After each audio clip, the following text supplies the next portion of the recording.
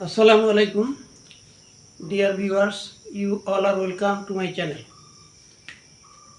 আজকে আমরা right form of verb এই পর্যায়ে একটা নিয়ম শিখব। নিয়মটা হলো কোনো সেন্টেন্সে যদি এগো কথা উল্লেখ থাকে তাহলে সেন্টেন্সটা হবে পাস্ট ইনডিফিনিট টেন্সে। পাস্ট ইনডিফিনিট টেন্সে, হ্যাঁ, পাস্ট ইনডিফিনিট টেন্সে। যেমন যদি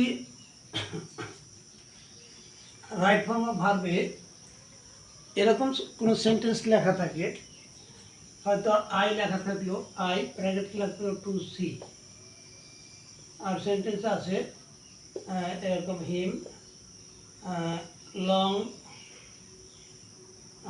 ago, I saw him, I to see him long ago.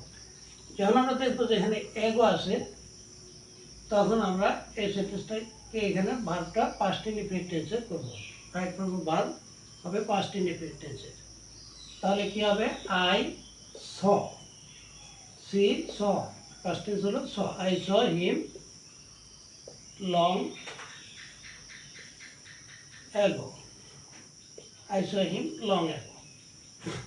তাহলে অ্যাগো থাকার কারণে এই ভার্বটা অর্থাৎ এই সেন্টেন্সটা পাস্ট ইনডিফিনিট টেন্সের হবে। হ্যাঁ, এগ্রিমেন্ট অফ দি ভার্ব, সাবজেক্টের সঙ্গে ভার্বের সম্পর্ক হবে পাস্ট টেন্স। পাস্ট ফর্ম ভার্বের প্রিন্সিপাল হবে past form. I saw him long ago. এরকম যদি বলা থাকে যে হি থাকলো, হি ব্র্যাকেটে দেওয়া থাকলো হলো to come,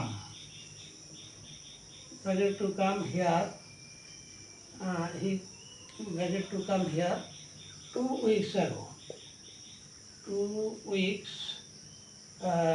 ago. He bracket to come here 2 weeks ago। এখানে এগো কথা আছে, তাহলে আমি ধরে নিতে হবে ভার্বটা হবে পাস্ট ইনডিফিনিট টেন্সে, সেন্টেন্সটা হবে পাস্ট ইনডিফিনিট টেন্সে। তাহলে আমরা কী লিখবো?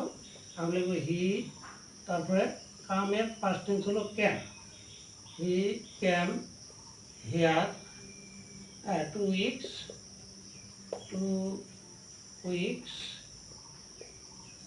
ago।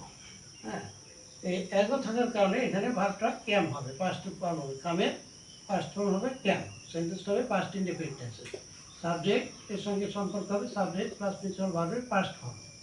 হ্যাঁ, তো আজকে এ পর্যন্তই, আবার দেখা হবে ইনশাল্লাহ। থ্যাংক ইউ অল, আল্লাহ হাফিজ।